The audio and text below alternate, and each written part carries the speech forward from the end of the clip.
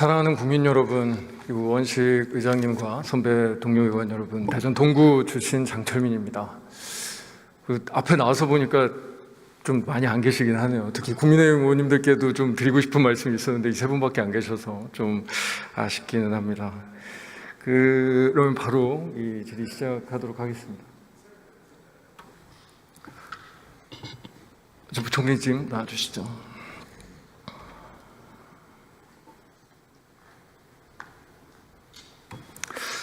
일단 본격적인 질의 드리기에 앞서서 방금 김종민 의원님께서 사과에 대한 말씀을 주셨었거든요.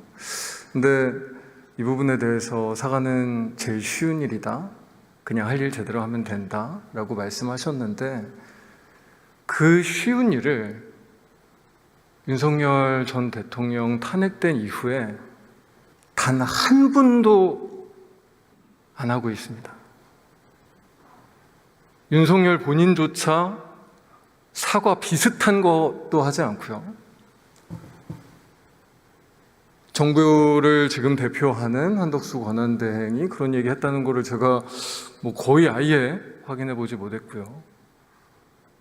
국무위원 중에 어떤 분이 국민들께 우리 공동체에, 우리 역사에 성찰하고 사과했다는 얘기 들어본 적이 없고요. 어떻게 보면 가장 책임 있는 주체인 국민의힘에서는 사과가 아니라 오히려 이 지금 뭐 하는 짓인가 약간 이런 생각이 들 정도로 무슨 대선 출마 눈치 게임하고 밸런스 게임하고 약간 거의 예능 같은 모습을 보여주고 있거든요. 헌재 표현에 의하면 대한 국민들께서 지금 이 비극적인 상황에 단 한마디의 사과조차 듣지 못하고 있어요. 제일 쉽다고 말씀하신 그 사과를요. 그 정도의 사과를 요구하는 게 부당한가요? 제가 부당하다고 말씀드린 적은 없습니다. 그러면 그냥 하시는 게 낫지 않습니까? 저는 그런 방법으로 사과하지 않겠습니다. 왜요? 저는 제가 임기 동안에, 그러니까 남은 기간 동안에 제가 더욱더 제 몸을 불살라서 혼신의 힘을 다해서 민생 안정하고 국민들의 어려움을 덜어드리기 위해서 최선을 다하겠습니다. 그러니까 그냥 저 같으면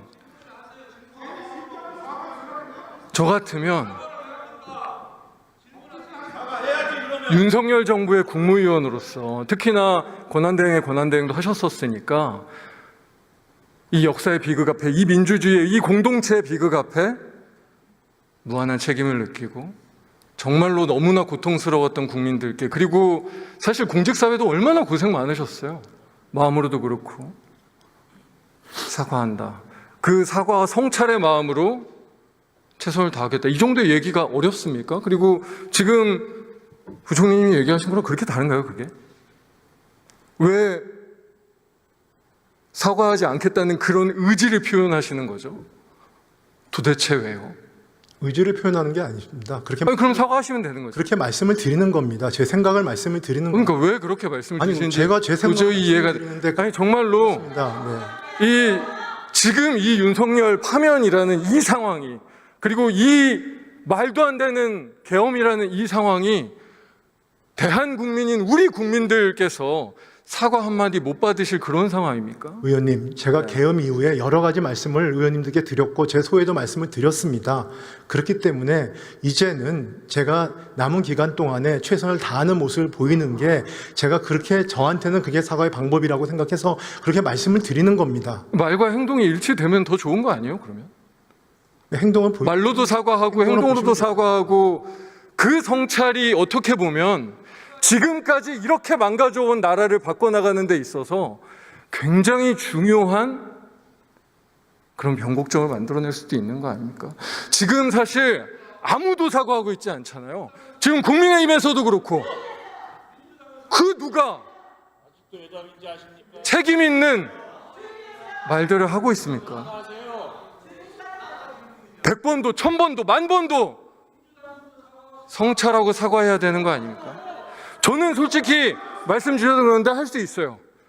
이 비극 앞에 국회의원을 한 사람으로서 이 국민들의 고통, 이 역사의 파괴 우리의 공동체가 아는 이 상처에 대해서 국회의원 한 사람으로서 너무나 죄송합니다.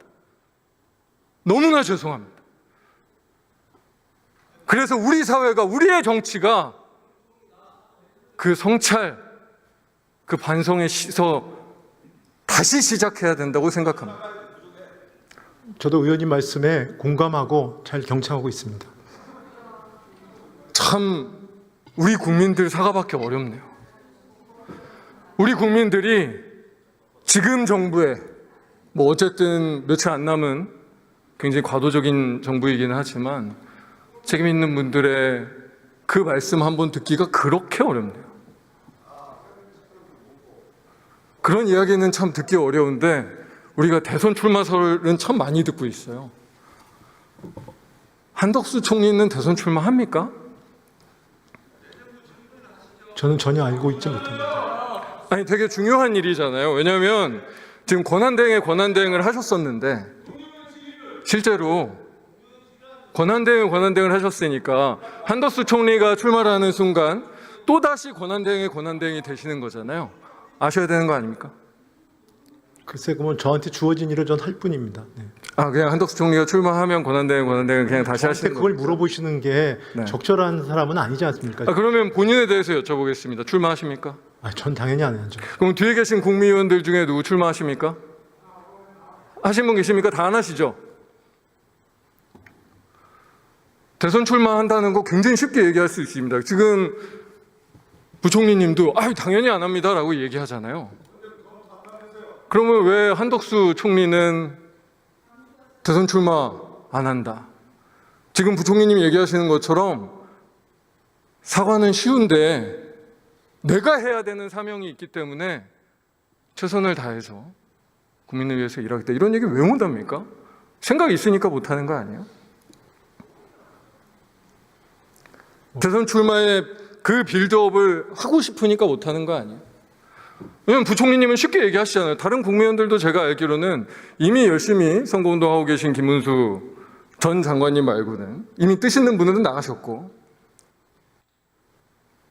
저는 사실 개인적으로는 한덕수 총리가 대선 출마해도 저는 전략적으로 우리 당에는 뭐 나쁘지 않다고 생각합니다. 제2의 윤석열의 아바타와 다음 대선을 치르니까.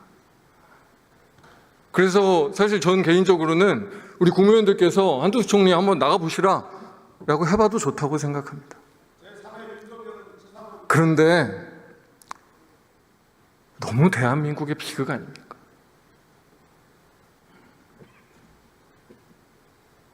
우리 국민들께 너무 죄 짓는 일 아닙니까? 지금 이 나라가 이런 꼴이 됐는데도 사과 한마디 못 듣고 아직도 다 권력자들이 권력 노름이 나오고 있고 나라가 망가지든 말든 무책임한 태도를 보고 계시는 거잖아요. 헌법재판소에서 결정문에서 그런 얘기들을 많이 했죠. 국민의 신임에 대한 배반이다. 국민의 신임에 대한 배반이다. 국민의 신임에 대한 배반을 윤석열 혼자 한 겁니까? 한덕수 총리나 부총리님이나 여기 계신 국민의원들은 국민의 신임에 대한 배반하지 않으셨습니까? 하셨습니까? 답변 부탁드립니다. 국민의 신임에 배반하셨습니까? 하지 않으셨습니까? 제가 계엄 이후에 여러 가지 같은 말씀을 드렸습니다. 네. 국민의 신임을 배반했는지에 대해서도 말씀 주셨습니까?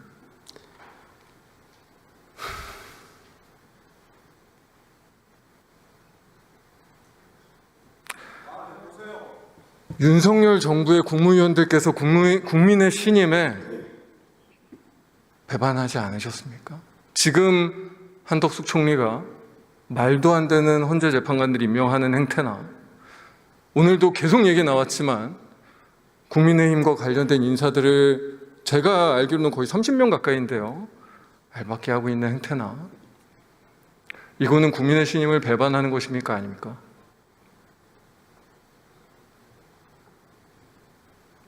뭐 답변은 그냥 안 하실. 아니, 그게 아니고 지금 아까 인사 말씀을 하셨는데 공기업 인사, 공공기관 인사는 제가 뭐 답변들이 있지 않고 그 부분들이 뭐 알박기라는 정의가 뭔지는 모르겠습니다만 그 해당 장관들이 해외 제청을 하거나 해서 뭐 권한 대행이든 하신 것입니다. 그런데 그런 부분들은 관련 절차에 따라서 한 것인데 그 모든 걸 그렇게 하나 그룹핑을 해가지고 모두 알박기다라고 말씀을 하시는 부분에 대해서 제가 구체적으로 알지 못합니다. 그래서 말씀을 드리지 못하는 겁니다. 아니, 제가 저기 답변드릴게요. 왜냐면 공공기관들의 임원이 임기가 끝나면 당연히 그 부분은 그 연속성을 위해서 그 서비스가 지속돼야 되지 않겠습니까? 그게 원칙 아니겠습니까? 국민의 신임이라는 건 뭘까요? 헌법재판소에서 얘기한 국민의 신임, 진짜 우리 국민들께서 가진 국민의 신임이 뭐 권한대행도 하시고 지금도 뭐 부총리시니까 하니까 국민의 신임이 뭘까요? 글쎄 뭐 저는 의원님이 생각하는 저도 국민의 신임에 대해서 의원님은 말씀을 하시는데 과연 의원님께서 저도 국무위원인데 물론 제가 아까 말씀드린 것을 제가 무책임하고 당신은 국민의 신임에서 알고 있느냐라는 거에 대한 뭐라 그럴까요? 조금은 의원님은 아시는데 저는 모르는 사람처럼 말씀하시는 부분에 대해서는 그냥 부총리님의 생각을 말씀해 주세요. 이방입니다. 왜냐하면 헌법재판소 결정문이라고 하는 것은 사실 우리 역사에 남을 굉장히 중요한 메시지였고 국민의 신임을 배반하지 말아야 된다는 건 사실 우리 공공에서 일하는 사람들뿐만 아니라 앞으로의 대한민국과 우리 국민들께서 모두 함께 생각해 볼 만한 일입니다. 국민의 신임은 무엇인가? 우리는 국민의 신임을 무엇이라고 생각하고 지켜나가야 하는가? 저도 나름 제 생각이 있지만 부총리님도 생각하실 수 있는 거잖아요. 말씀 주시죠. 뭐 지금 대행 내각에서의 국무위원이 가지는 국민의 신임이라 함은 예를 들어서 여러 가지 지금 글로벌 대내 불확실성이 있는 상황에서 국민들이 많은 걱정을 하고 계시니까 이 부분에 대해서 걱정을 덜어드리는 그런 것들이 저는 지금 제가 해야 될 일이라고 생각하고 있습니다. 제가 생각하기엔 제 생각입니다. 국민들께서는 보통 그런 믿음들을 가지고 계세요. 나라가 이렇게 개판이어도 정치인들이 아무리 이상한 짓을 해도 그래도 누군가들이 할 일을 해서 누군가들은 우리 국가 시스템 안에서 특히 아마 여기에 있는 관료들에 대한 믿음이실 텐데 그래도 똑바로 일하는 사람들이 있어서 대한민국이 제대로 돌아간다. 그래도 우리가 나아간다. 그럼 뭐 저랑 비슷한 거라고 생각합니다. 그런 믿음들을 가지고 계세요. 그 믿음 안에 우리가 그걸 배반하면 안 되는 거고요. 근데 지금 이 7주 남은 정부가 보여주고 있는 모습이 뭡니까? 지금 의원님 여기 앉아 계신 국무위원을 포함하면 저도 마찬가지인데 지금 말씀하신 의원과 같은 생각입니다. 우린 시스템에 돌아간다. 시스템에 돌아가기 때문에 이 부분들에 대한 국민들이 걱정이 되지 않도록 하겠다라는 생각으로 지금 각자 지금 그 부분에 대해서 열심히 하고 있습니다. 그런데 국민들이 그런 믿음을 가지시는 게 아니라 윤석열의 단좋은 세력이 가진 탐욕만 보시고 있지 않나요? 뭐 의원님이 그렇게 보셨거나 누가 그렇게 보신 분이 있으면은 뭐 그 부분은 저희가 반성해야 될 부분입니다. 그렇지만 그렇지 않습니다. 탐욕이 아닙니까? 여기 앉아 계신 국무위원을 포함한 저를 포함한 모든 국무위원들이 지금 의원님들이 이 상황에 현재 재판관 2명을 국민의 신임이라고 임명하면서 하면 그게 국민의 신임의 헌법재판소 그 자체를 부분에 대해서도 저희는 다 그런 망가뜨리려는 그 공직자로서 시도가 최선을 다하고 있습니다. 그걸 너무 폄하하게 이렇게 말씀하시지 마십시오. 그러면 그 말씀이 맞으려면 무한히 절제해야 돼요. 절대적으로 자제해야 돼요. 권력 행사가 절대로 자의적으로 보이지 않도록 최소한의 원칙을 지키고 있다. 대한민국의 시스템이 아직도 건강하다라는 그 원칙을 지키셔야 그 말이 된다고 생각하지 않으십니까? 지키고 있다고 생각합니다. 헌법재판관 2명 임명하고 아니, 마구잡이 알박기를 하는 게 그 권력의 자제라는 원칙을 지키고 있는 겁니까? 그 한두 가지를 얘기하지 마십시오. 그건 평가는 한두 가지가 아니라 지금 오늘 굉장히 하루 노력을 종일 하고 있습니다. 그 얘기되는 국무위원들 전체가 지금 하루하루를 저희 나름대로는 최선을 다해서 그런 부분들의 신뢰를 잃지 않으려 다 노력을 하고 있습니다. 자, 시간이 너무 금방 가네요. 12분 너무 짧은데 제가 시간이 너무 짧으니까 부총리님과 그냥 공직사회에 드리고 싶은 말씀을 좀 더 드리겠습니다. 49일이 오늘도 통상 얘기도 많이 했고 저희가 여러 가지 대내외적 위기와 불확실성에 대한 이야기들을 많이 나눴습니다. 49일이 굉장히 짧은 시간이기도 하지만 너무 소중한 시간이기도 하죠. 이 소중한 시간을 아마 공직사회 많은 분들은, 그리고 저도 그렇지만 좀 고통스러운 시간이기도 합니다. 할 일은 너무 많은데 어렵고 불확실성은 크고, 그래서 저희가 보기에는 공직사회 전체가 지금 솔직히 뭐 하는지를 잘 모르겠습니다. 눈에 보이는 건 마지막 남은 자의적 권력 행사와 탐욕만 아닌가라는 생각이 솔직히 듭니다. 저희가 이런 불신과 의문을 갖지 않도록 해주십시오. 저는 사실은 우리 공직사회와 대한민국 국민들의 힘을 믿습니다. 그리고 우리 국민들이 그런 믿음 분명히 갖고 계실 거라고 생각합니다. 그러면 그 신뢰에 보답하는 길은 다시 부탁드리지만 절대로 권력과 권한, 지금 마지막 남은 이 한 푼의 권력과 권한을 남용하는 게 아니라 절제하고 꼭 필요한 일 국회와 상의해서, 그래도 지금 정당성을 가지고 있는 국회와 상의해서 하나씩 해나가시는 게 아닌가 싶습니다. 네, 유념하겠습니다. 한 말씀만 올리면은요. 의원님 말씀은 뭐 의원님이 이렇게 걱정을 하실 수 있는 거는 충분히 제가 무슨 말씀인지 저 유념을 하겠습니다. 다만 지금 공직사회에서 여기 있는 국무위원을 포함한 각 부처에 있는 간부들, 그 다음에 모든 직원들, 지금 하루도 아까 말씀하시는 국민들의 신뢰를 위해서, 국민들과 국익을 위해서 오늘 하루도 열심히 하고 있다. 그런 말씀은 그 뒤를, 그 많은 공직자들을 봐주시기 바랍니다. 꼭 그랬으면 좋겠습니다. 자, 그러면 지금부터 잠시만 주목해 주시기 바랍니다. 제가 구독자분들을 위해서 선물 하나를 준비했는데요. 제가 항상 여러분들께 드리는 말씀이 있습니다. 뉴스만 평소에 잘 챙겨보셔도 돈이 되고 돈을 벌 수 있다라고 말씀을 드렸는데요. 여러분들은 여기 보시는 삼성전자 뉴스를 보고 어떤 생각이 드세요? 아니면 정치인들의 뉴스, 날씨 뉴스를 보고는 어떤 생각이 드시나요? 그냥 뉴스만 보고 끝내는지, 아니면 이 뉴스를 어떻게 이용할 수 있는지, 이 부분을 고민하고 계시는지를 되물어보고 싶습니다. 그 이유가 뭐냐 하면 제가 지난번에 여러분들께 뭐라고 말씀을 드렸었죠? 지금은 반도체 섹터를 눈여겨보셔야 한다고 말씀드렸습니다. 그리고 나서 이런 썸네일들 뉴스를 통해서 많이 보셨을 겁니다. 반도체 내용이 이슈가 됐을 때 부자들은 어떻게 생각한다? 반도체 관련주들은 뭐가 있는지, 어떤 종목이 가장 좋은지, 어디에 투자해야 돈이 몰리는지 자연스럽게 생각한다고 제가 말씀을 드렸죠. 그 이유가 뭐냐 하면 부자들이 봤을 때는 이슈가 곧 돈으로 이어지고 그 이슈가 나에게 돈을 벌어준다는 경험적 확신이 있기 때문에 부자들은 항상 이런 사회적 이슈를 관심 있게 챙겨본다고 제가 말씀을 드렸습니다. 이번에도 마찬가지인데요. 제가 지난번에 시청자분들과 함께하는 주식으로 수익 내기 이벤트를 진행했었죠. 당연히 100% 무료로 진행을 했었고요.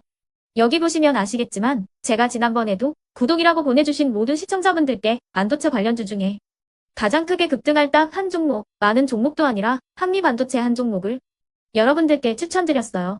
그러면서 여기 나와 있는 대로 정확히 얼마에 매수해야 하는지, 그리고 수익률이 어느 정도 나왔을 때 팔아야 하는지를, 이런 부분들까지 여러분들에게 정확히 알려드렸었는데 지금 실제로 어떻게 되었다? 오른쪽을 보시면 아시겠지만 제가 지난번 문자 발송으로 이 한미 반도체를 소개해드리고 나서 실제로 이렇게 5배 이상 어마무시한 상승이 나왔습니다. 100만 원만 투자를 했어도 무려 500만 원이 넘는 수익금이 생긴 거죠. 그래서 당시에도 굉장히 많은 분들이 제가 드린 이 한미 반도체로 수익을 내실 수가 있으셨을 텐데요. 다시 한번 축하드린다고 말씀을 드리겠고 이번에도 마찬가지입니다. 앞으로도 2024년, 2025년 계속해서 기대해볼 섹터는 AI입니다. 그 중에서도 AI 반도체는 그 누구도 부정할 수 없는 미래 성장 산업입니다. 그러면 우리가 어떻게 생각해 볼 수 있을까요? AI 반도체 종목 중에 앞으로 크게 대장 역할을 하면서 10배 이상 급등할 수 있는 텐베거 종목을 지금부터 열심히 추적해야 한다는 겁니다. 큰 돈을 투자하지 않더라도 월급의 일부분, 아주 소액이라도 이 종목을 모아가야 수백 %의 수익률을 손에 쥘 수 있는 것이죠. 지금 여러분이 보고 계시는 이 유튜브 또한 AI 반도체와 아주 밀접한 연관이 있고 반도체야말로 대한민국의 핵심 산업으로 앞으로 더더욱 시장은 성장할 수밖에 없습니다. 그렇기 때문에 제가 이번에도 뭘 보내드리고 있냐면 지난번과 똑같이 구독이라는 문자를 보내주시면 제가 AI 반도체 관련주 중에 앞으로 대장주 역할을 하면서 주가가 가장 크게 급등할 한 종목을 여러분들께 문자 발송으로 종목명과 사고 파는 시점을 모두 알려드릴 건데요. 그 문자를 받고 여러분들이 주식으로 돈 버는 연습을 한번 해보셨으면 좋겠고요. 혹시라도 나는 주식을 하지 않는다 하시는 분들은 주변에 주식하시는 지인분들에게 말씀을 해주셔도 되고요. 아니면 연세가 있으셔서 투자가 어렵다 하시는 분들은 이 종목을 자녀분들에게 한번 사봐라. 이걸로 한번 수익을 내봐라. 이렇게 조언을 해주실 수도 있는 거겠죠. 그래서 지금 이 영상을 보시는 시청자분들 중에 나도 이번 종목이 좀 궁금하다 하시는 분들은요. 누구나 상관없이 그리고 어느 시간대나 상관없이 부담없이 010-2514-5930번으로 구독이라는 문자 보내주시면 제가 이번에도 똑같이 무료 추천 급등주 문자를 보내드리겠습니다. 이해되시겠죠? 제 번호 010-2514-5930번으로 구독이라는 문자 보내주시면 여러분들이 직접 이슈를 통해서 돈 버는 연습을 해보실 수가 있는 거고 제가 돈을 받는 것도 아니고 투자를 대신해 드리는 것도 아니기 때문에 부담 없이 신청해 주시면 되는 겁니다. 그리고 수익이 나면 저는 다른 것은 하나도 바라지 않습니다. 제 채널에 구독, 좋아요 한 번씩만 눌러주시라 이렇게 다시 한번 말씀을 드리겠습니다.